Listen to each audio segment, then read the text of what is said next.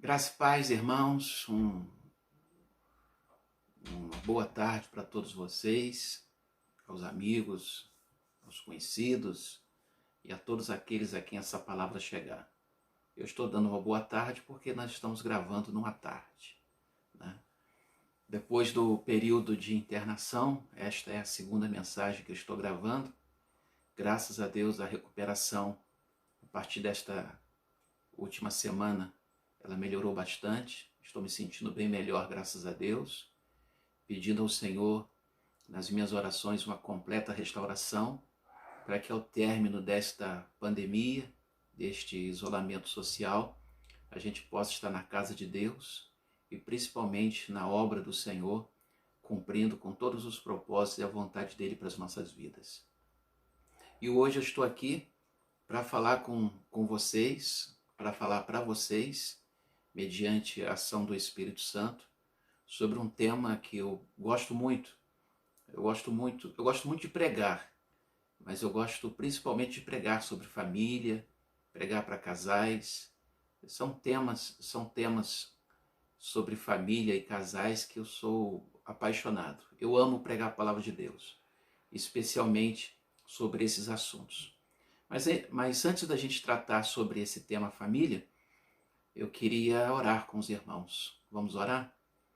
Pai, em nome de Jesus, nós colocamos as nossas vidas diante do Senhor, nos rendemos a Ti, ó Pai, nos prostramos perante o Senhor, humildemente em oração, pedindo que o Teu Espírito Santo nos ajude e nos conduza, ó Deus, através da ministração dessa palavra. Que o Teu Espírito Santo possa me capacitar, me orientar e que cada palavra que sair dos meus lábios seja inspirada pelo Teu Espírito Santo, para que esta palavra alcance os corações de muitas pessoas, Pai. Que esta palavra seja levada pelo Senhor a muitas famílias, em nome de Jesus. Amém. Bom, como eu disse, nós vamos tratar sobre família, e eu queria ler um texto com vocês, lá de 2 Reis, capítulo 20, apenas um versículo. 2 Reis, capítulo 20, versículo 1, que diz assim: Naqueles dias, Ezequias adoeceu de uma enfermidade mortal. Veio ter com ele o profeta Isaías, filho de Amós, e lhe disse: Assim diz o Senhor, põe em ordem a tua casa, porque morrerás e não viverás. O que nós estamos vendo aqui é o rei Ezequias recebendo uma palavra da parte de Deus por intermédio de Isaías. Isaías é um profeta, e Isaías e Ezequias, eles têm uma relação muito próxima, né? Eles viveram muitas experiências juntos. E o profeta Isaías vai até a casa do rei Ezequias para levar uma mensagem de Deus, da parte de Deus para ele. E diz o texto que a mensagem de Deus, ela contém duas informações. Põe em ordem a tua casa, é a primeira, porque morrerás e não viverás, é a segunda. E o versículo 1 também tem a informação que o rei Ezequias, ele sofria de uma enfermidade mortal, né? Então era uma enfermidade para a morte, e o profeta Isaías foi comunicá-lo sobre essa sentença, né? Ele iria morrer, a palavra de Deus para ele era essa. Bom, mas pegando o gancho desse texto, nós queremos falar hoje sobre família. E eu costumo dizer que o mundo que nós vivemos, ele faz nos esquecer de duas coisas muito importantes. O mundo em que nós estamos inseridos, o mundo em que nós vivemos, primeiramente faz nos esquecer de Deus, né? Nós estamos em meio a uma geração que vive como se Deus não existisse. Nós somos uma geração que abstraiu Deus de suas vidas. Não é verdade? Nós estamos aí querendo ser senhores da nossa vida, nós queremos dar, né, o direcionamento para a nossa vida, né, de acordo com aquilo que nós pensamos, de acordo com aquilo que nós imaginamos, e segundo aquilo que a gente pensa e conforme as nossas ações, Deus não se enquadra, Deus não se encaixa na forma como nós vivemos, né? Então a gente vive como se ele não existisse, a gente é uma geração que abstraiu totalmente Deus da nossa vida. Outra coisa que esse mundo nos leva é essa questão da família. Muitos de nós nos esquecemos da família, muitos de nós não damos o valor que a nossa família merece. Na verdade, às vezes valoriza-se quando perde. E quando se trata de família, duas coisas são irrecuperáveis. Eu já tratei disso em outras mensagens. Quando se trata de família, duas coisas são irrecuperáveis: o tempo, depois que passa, e a oportunidade, depois de perdida. Essa semana, o meu filho mais velho completou 19 anos. E eu fiquei pensando, as coisas assim, como passam. 19 anos, eu digo para vocês, passou muito rápido. E eu fico com muitas saudades da época que ele tinha 3, 4, 5 anos, que nós íamos para as quadras jogar futebol, e mesmo depois de mais idade, nós íamos perto da nossa casa. A prefeitura estava fazendo um aterro para construir um ginásio poliesportivo, e era um aterro de terra vermelha, e a gente ia para lá para pular naquela terra, para brincar no meio daquela terra. Era muito gostoso isso. Meu pai tinha um sítio, nós íamos para o sítio tomar banho de rio. Era muito gostoso, muito gostoso. Perto da rua que nós moramos, tem uma outra rua que tem uma descida, e eu levava e colocava ele lá no alto, colocava ele num velotrol, descia e ficava ao pé e dizia assim: solta, e ele soltava o velotrol vinha correndo por aquela descida. Eu estou contando isso para vocês porque eu tenho saudade desse tempo. O tempo passou. Graças a Deus eu não perdi algumas oportunidades com meus filhos. Eu pude desfrutar de alguns bons momentos com eles. Foram momentos que marcaram, foram momentos que ficaram, e eu lembro, relembro, trago à memória esses momentos muito marcantes dos quais eu tenho muita saudade. Mas tem gente que se perdeu completamente, que não vê o filho crescer, que o filho era pequeno, agora é adulto e não conseguiu aproveitar os filhos, E a oportunidade, quantas oportunidades a gente perde, Um domingo de almoçar junto com a família, um feriado prolongado de fazer um passeio, ou um final de semana de tomar um banho no rio, ou de ir numa praia, ou mesmo quem tem uma piscina, de tomar um banho de piscina, fazer um almoço para estar com a família, fazer um churrasco.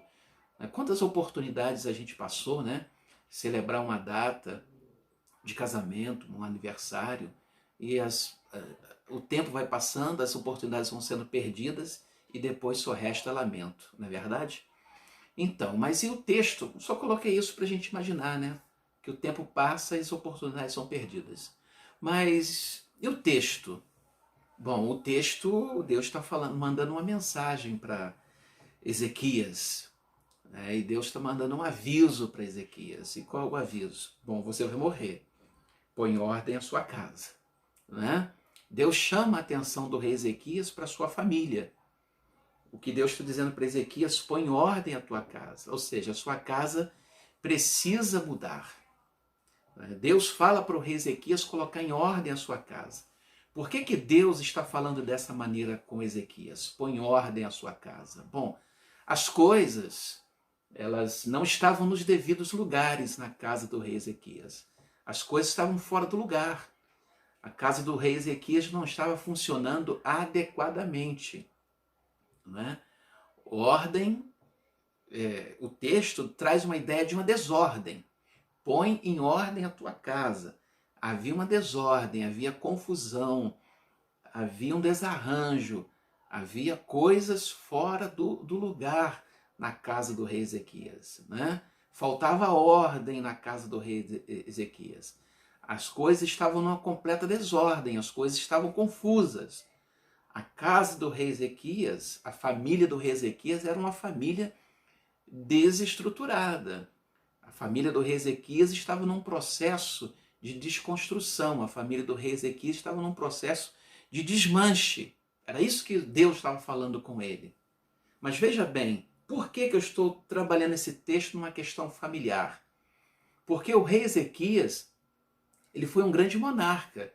O rei Ezequias, ele conseguiu colocar em ordem todo o reino de Judá. Ele transformou a nação que no passado, antes do rei Ezequias assumir a nação, o governo da nação, a nação encontrava-se decadente e falida. E o rei Ezequias toma esta nação e transforma a nação decadente e falida numa nação poderosa. Poderosa economicamente, politicamente, socialmente, militarmente e, sobretudo, espiritualmente. Ele governou tão bem a nação que a nação foi transformada de decadente e falida em nação poderosa. Porém, isso não acontecia na família do rei. Vou te dar um exemplo. A nação estava bem. O rei Ezequias venceu grandes guerras. Muitos de nós, quando ouvimos falar do rei Ezequias, nós nos lembramos do confronto do rei Ezequias contra a Síria, do rei Senaqueribe, que foi um grande confronto, onde Deus intervém, e quando Deus interveio, um anjo de Deus matou 185 mil soldados. O rei Ezequias realizou grandes empreendimentos, ele realizou grandes obras, ele construiu cidades, muros, aquedutos, açudes, fontes. Ele trabalhou muito, ele foi um exímio administrador público.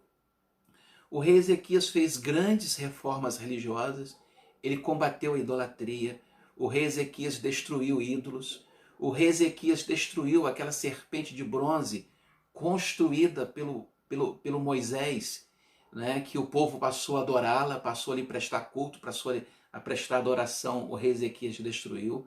O rei Ezequias, ele reparou o templo, o rei Ezequias reintegrou os sacerdotes no culto. Então ele trabalhou muito. E apesar de ser um homem com muito sucesso fora de casa, ele não foi um homem de sucesso dentro de casa, porque a mensagem de Deus para ele é o seguinte: a sua casa está em desordem. Veja que a ordem de Deus era para ele colocar em ordem a sua casa, e não o reino, e não o palácio, e não o templo. Porque o reino, o palácio e o templo estavam funcionando adequadamente. E o que nos faz pensar uma família em desordem, uma família em desconstrução, uma família que está caminhando para um desmanche? Quando que as coisas numa família estão em desordem? Qual o cenário? Quais são os sinais? A primeira coisa que nós vemos numa família quando ela está em desordem, quando ela está numa completa confusão, que as coisas estão fora de lugar, é a inversão dos papéis. A inversão dos papéis na família. Biblicamente, isso é bíblico. Biblicamente, o pai governa a família, a mãe edifica a casa e os filhos obedecem. O pai é o administrador, é o governante da casa. A mãe é a edificadora do lar. A mulher sábia edifica a sua casa. E os filhos? O papel dos filhos é obedecer à autoridade paterna e materna. Biblicamente, o papel do homem é governar, o papel da mulher edificar e o papel dos filhos obedecer. Mas o que está acontecendo nos nossos dias hoje? Em primeiro lugar, está acontecendo uma acentuada permissividade dos pais. Num passado não tão distante, os pais não aceitavam os erros dos filhos. Num passado não tão distante, os pais não acobertavam os erros dos filhos. Eu me lembro do meu pai. O meu pai foi no colégio que eu e meu irmão estudávamos para conversar com a professora, e vocês sabem muito bem como eram os pais antigamente, e para dizer para a professora o seguinte: se os meus filhos aprontarem, a senhora pode agir, porque quando eles chegarem em casa, eu vou agir também. Tá vendo? Isso era uma ameaça paterna. Tipo, se eles aprontarem, pode castigar, pode agir, e quando chegar em casa, vai apanhar. Era literalmente isso. E hoje, o que acontece? Os alunos desrespeitam o professor, ofendem o professor, agridem o professor. Não é verdade? Estou trabalhando em cima da regra e não da exceção. E o que acontece? muitos pais ainda vão na escola brigar com os professores, com diretores, com funcionários. Estou usando esse exemplo. Mas até na igreja acontece isso. Até no meio cristão acontece isso. Que pais acobertam o erro dos filhos, porque, o pastor. Aí o pastor torna-se o vilão. Pastor não é vilão. Pastor quer ensinar, pastor quer mostrar o caminho. Né? Hoje, os pais estão acovardados, são incapazes de confrontar seus filhos. Mas eu quero dizer para você que o rei Davi perdeu um filho por não confrontá-lo. O texto lá de 1 Reis, capítulo 1, versículo 5, diz assim: Então Adonias, filho de Agite, se exaltou e disse: Eu subirei. Providenciou carros e cavaleiros e 50 homens que corressem diante dele. Jamais seu pai o contrariou, porque procedes assim. Além disso, ele era de aparência muito formosa e nascera depois de Absalão. Observa que o rei Davi, o texto de 1 Reis, capítulo 1, versículo 6, diz que o rei Davi nunca contrariou o seu filho Adonias. Hoje nós temos um grande número de pais que nunca contrariou um filho, que nunca disse não a um filho, que nunca disse para ele: hoje você não vai sair, hoje você vai ficar em casa. Não é assim, eu não vou fazer isso para você, eu não vou te dar isso. Pais que estão dizendo sim quando deveriam dizer não. Pais que não possuem autoridades. Pais que estão ausentes na construção do caráter dos seus filhos. O rei Davi é um homem segundo o coração de Deus, mas todos nós sabemos que ele foi um pai ausente. E por ser um pai ausente, ele sofreu perdas. Ele perdeu esse Adonias, ele perdeu o próprio Absalão, porque pela sua ausência ele não pôde formar o caráter desses homens, desses filhos. E hoje nós estamos vivendo isso. Nós estamos assistindo isso como regra e, infelizmente, não como exceção. Outra coisa que eu queria falar para vocês é que, se por um lado nós temos uma acentuada permissividade dos pais, por outro lado nós temos filhos que não querem mais a tutela dos pais. Nós temos filhos que não respeitam a autoridade dos pais.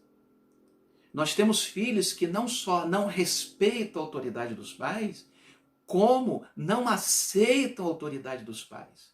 Nós estamos vendo, infelizmente, filhos mandando nos pais.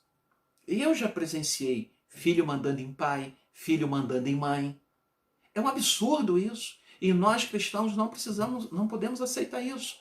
Filhos, às vezes pequeninos, de 2, 3, 4 anos, impondo suas vontades aos pais, exigindo que o pai lhe dê aquilo que o pai não pode dar e não deveria dar. Esse é o cenário que nós estamos vivendo. Esse é o cenário da casa do rei Ezequias. E Deus chega para ele e fala: põe em ordem a tua casa. Havia ali uma desordem, uma confusão. Me desculpem, a casa do rei Ezequias estava uma bagunça. A casa do rei Ezequias não estava funcionando adequadamente aos olhos de Deus. Quando você reflete sobre a sua família, quando você reflete sobre a sua casa, qual a conclusão que você chega? A sua casa está funcionando adequadamente?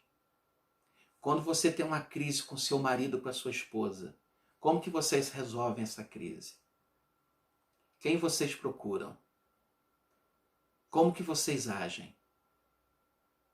Tem pessoas que na hora da crise procuram os pais. Está errado isso. Tem casas que sogra dá muito palpite. Está errado isso. Tem mãe que desautoriza pai na frente dos filhos. Outra atitude errada. Atitudes de casas, de lares, de famílias que não estão funcionando adequadamente aos olhos de Deus. Como citei anteriormente, filhos que mandam nos pais. Uma família disfuncional. Interferência de familiares, de terceiros, interferência externa, funcionando adequadamente. Inadequadamente. como que está a nossa família? Por que as coisas não estavam nos devidos lugares na casa do rei Ezequias? Bom, quais as razões, quais os motivos para a casa do rei Ezequias estar uma desordem? Quais os motivos para a casa do rei Ezequias estar sofrendo um desarranjo? Desarranjo é desordem, é confusão. Em primeiro lugar, o rei Ezequias havia se desligado do funcionamento da sua casa. Repito, as razões do desarranjo familiar. Primeiro, o rei Ezequias havia se desligado do funcionamento de sua casa. Nós introduzimos a parte inicial dessa mensagem falando que o rei Ezequias foi um exímio administrador. Ele saiu vitorioso de grandes guerras, ele realizou grandes empreendimentos, ele efetuou grande reforma religiosa na nação, ele pegou uma nação decadente, falida e transformou numa nação próspera e poderosa. Então a questão não era governar a nação, a questão era governar a sua casa. E o rei Ezequias se aplicou tanto na administração pública da nação que ele era rei, que o rei Ezequias colocou a sua família em segundo plano. Quantos de nós estamos focados em vários projetos profissionais, às vezes espirituais, acadêmicos, estamos colocando a nossa família, então, estamos colocando o nosso casamento, estamos colocando os nossos filhos num segundo, terceiro e quarto planos. Estamos completamente esquecidos da nossa família, esquecido da esposa, esquecido do marido, esquecido dos filhos, aqueles que têm netos, esquecido dos netos, aquele que ainda tem seus pais, que é um filho que poderia estar cuidando de um pai ou de uma mãe idoso e tirou os olhos da família e esqueceu dos pais. Quantos pais que estão em asilos que poderiam estar vivendo com seus filhos? Nós somos uma geração desligada do funcionamento da nossa casa. Estamos colocando em segundo plano o que deveria estar em primeiro. O rei Ezequias não prestava mais atenção na sua mulher. Quantos homens no namoro não tiravam os olhos da sua namorada? Entretanto, depois do casamento, não presta mais atenção na sua mulher. Não presta atenção mais em detalhes, não faz mais elogio. Não é verdade? Quantos pais estão perdendo tempo e oportunidades para acompanhar o crescimento, o desenvolvimento dos seus filhos, que não prestam mais atenção dos filhos? Havia uma negligência por parte do rei Ezequias para com a sua casa, para com a sua família, a sua mulher e seus filhos. Se ele era um homem tão aplicado no governo de uma nação, ele foi um homem negligente em governar a sua casa. E quando eu me desligo do funcionamento da minha família, ou melhor, por que eu me desligo do funcionamento da minha casa? Eu creio, eu estou presumindo, sem ferir o texto bíblico, claro, que o rei Ezequias, eu volto a frisar, nação decadente, falida, transformada numa nação poderosa. Grandes guerras, grandes obras e grandes reformas religiosas. Ou seja, o rei Ezequias trabalhou demasiadamente para transformar aquela nação. Ele trabalhou muito. As demandas, as necessidades do governo daquela nação, como eu disse, já falei isso aqui várias vezes, ele pegou uma nação falida, quebrada. Então as demandas, o trabalho para tirar aquela nação da falência e transformá-la numa nação próspera, tirou o foco do rei Ezequias. O rei Ezequias focou tudo no trabalho e esqueceu da família. Quanta gente está focando em projetos, em estudos e até mesmo na obra do Senhor. Está focando tudo, está investindo todas as suas forças nisso e esquecendo da sua família. Quantas pessoas que deixaram as suas famílias para correr atrás de dinheiro, para levar o conforto para sua casa, mas perdeu a família. As pessoas às vezes tentam de todas as maneiras progredir para dar o melhor para suas famílias. Mas deixa eu dizer uma coisa para você. A maior bênção que a sua família pode ter é você. E não o que você pode dar a elas. A maior bênção que a sua família pode ter é você. E não aquilo que você pode trazer a elas. você pode comprar carro para sua esposa e para os seus filhos. E isso não substitui a sua presença, a sua pessoa junto deles. Não estou dizendo para você deixar de trabalhar. O que eu estou dizendo é que o rei Ezequias extrapolou, assim como Marta extrapolou lá em Lucas no capítulo 10, e Jesus disse para ela: Marta, Marta, andas inquieta e te preocupas com muitas coisas. Pouco é necessário, ou uma só coisa. Maria escolheu a boa parte, e isso não lhe será tirado. Escolha a sua família. O rei Ezequias desligou-se da sua família. Por quê? Porque trabalhava demais.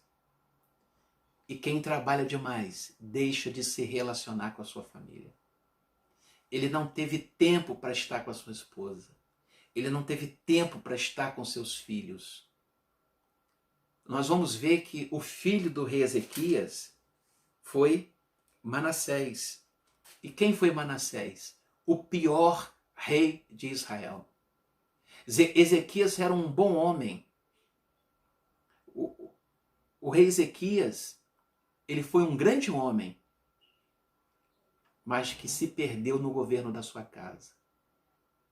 Foi um bom homem que teve um mau filho. Por quê? Porque não teve tempo para educar esse filho. Não teve tempo para se relacionar com esse filho.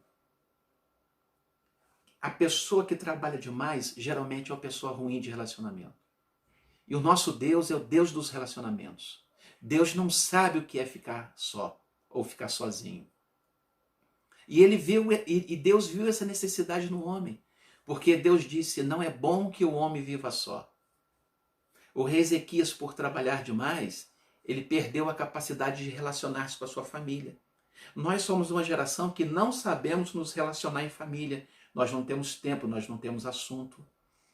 Não temos tempo para se relacionar e nós não sabemos como nos relacionar. O rei Ezequias tinha muita coisa importante para fazer. Quantas vezes a gente deixa a nossa família, o nosso filho, a nossa esposa, a nossa casa, porque nós temos coisas mais importantes para fazer. Mas deixa eu dizer uma coisa para você. Famílias não funcionam sem relacionamentos. Porque sem relacionamentos nós não conhecemos as demandas da nossa família, as dificuldades da nossa família. Porque para conhecer as nossas famílias, as suas demandas e as suas dificuldades, nós precisamos de tempo e precisamos de convivência. As coisas estavam fora do lugar. As coisas não estavam funcionando bem. Na casa do rei Ezequias, ele não sabia. Quem dá o diagnóstico que há um desarranjo na casa do rei Ezequias? Deus. É Deus que vai dizer: a sua casa está desestruturada, ela está desmanchando, ela está se desconstruindo. Por quê? Porque faltava relacionamentos. Quando falta relacionamentos, falta confiança. Quando falta confiança, falta intimidade. Quando falta intimidade, falta compartilhamento. E quando falta compartilhamento, falta conhecimento. Quando eu me relaciono, eu construo confiança. E quando eu construo confiança, eu construo intimidade. Quando eu construo intimidade, eu compartilho segredos. E o compartilhamento de segredos, de necessidades, de dores, de erros, eu conheço a pessoa. E quando eu conheço a pessoa, eu posso ajudá-la. Porque eu só me abro em quem eu conheço, eu só me abro em quem eu confio, eu só me abro com quem eu tenho intimidade. Quando falta conhecimento, as coisas não vão bem e a gente não sabe que elas não estão indo bem. E o rei Ezequias, ou melhor, Deus, chama o rei Ezequias para fazer uma avaliação, para fazer uma reflexão sobre a sua família. É isso que Deus está fazendo conosco. Nós estamos numa quarentena exatamente para refletir, para orar, para meditar, para descobrir aonde as coisas não estão funcionando adequadamente. Pare para pensar o que está faltando no seu lar hoje. O que está fora do lugar. Descubra o que está fora do lugar.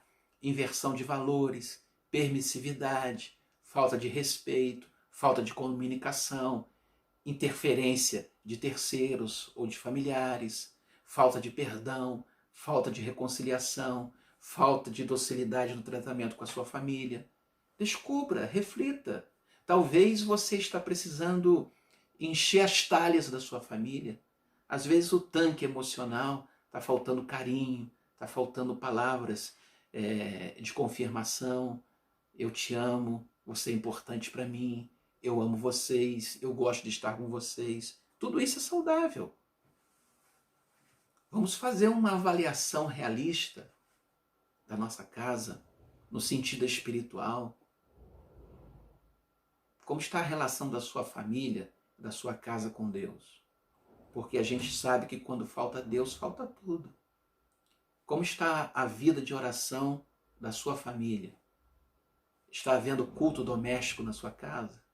Está havendo leitura bíblica compartilhada? Antes da pandemia, qual era o grau de envolvimento de você, pai, de você, mãe e dos filhos com a obra do Senhor? É o momento de se pensar. E no sentido relacional, no sentido dos relacionamentos, a questão de dar perdão e pedir perdão existia entre vocês? Ou varre a poeira para debaixo do tapete e fica empurrando a situação com a barriga até que a gente se esquece ou se esqueça e vai voltando ao relacionamento aos poucos? A demonstração de amor. Os nossos familiares, esposas, ou maridos e filhos, precisam da demonstração de amor. A palavra de Deus lá em 1 João 3,18 diz assim: filhinhos, não amemos só de palavras nem de língua, mas de fato e de verdade. Você precisa dizer para sua mulher: eu te amo, mas você precisa de atitudes que demonstrem que você a ame. Os seus filhos, mesmo adultos, precisam ouvir de você, pai, ou de você, mãe: eu os amo.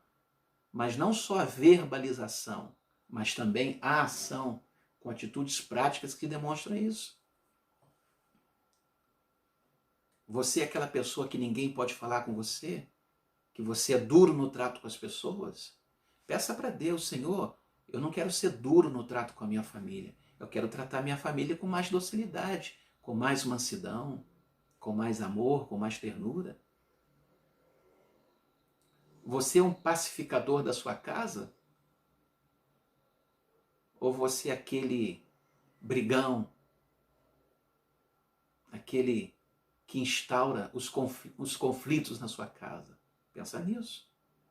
Você está mais presente ou mais ausente na sua família? É para a gente pensar. É o momento para a gente pensar.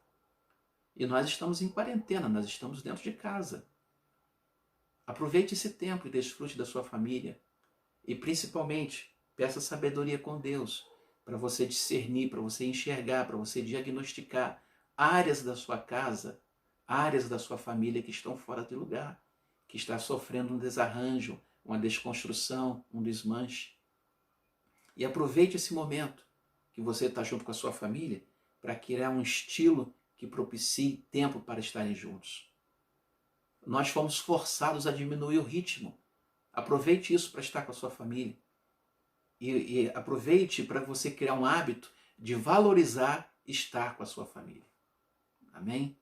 Não basta você andar com Deus. Sua família precisa andar com Deus e com vocês. Eu queria, nesse momento, agradecer a Deus por estar aqui, gravando essa mensagem, e espero que essa mensagem seja uma bênção na vida de todos a que alcançarem. Eu queria fazer um agradecimento especial a todos os irmãos da Primeira Igreja Batista em Parada de Lucas, no Rio de Janeiro, que foram irmãos que estiveram orando por mim no meu período de internação. Antes, durante e depois, sempre orando por mim. Já tive o privilégio de estar nessa igreja umas 3 ou 4 vezes, não me lembro, e agradecer pastor Jorge, família e todos os irmãos da Primeira Igreja Batista em Parada de Lucas, Sueli, que é prima aqui da nossa família, prima da minha esposa, uma pessoa muito amada e que sempre nos trata com muito carinho e já nos abençoou muitíssimo. Que Deus abençoe a todos vocês. Vamos orar. Pai, eu agradeço ao Senhor de coração por esta mensagem. Deus, que todos nós possamos buscar a orientação do Senhor, o discernimento vindo da parte do Senhor, para que nós possamos diagnosticar tudo aquilo que está fora do lugar na nossa casa, na nossa família, no nosso casamento, na educação dos nossos filhos e através da capacitação do Teu Espírito Santo, que nós possamos colocar tudo em ordem. Visita, Senhor, as famílias, ó Deus, famílias que estão separadas, famílias que foram desconstruídas, que desmancharam pela separação, pelo divórcio. Eu te peço, ó Pai, que o Senhor possa trazer restauração em nome de Jesus.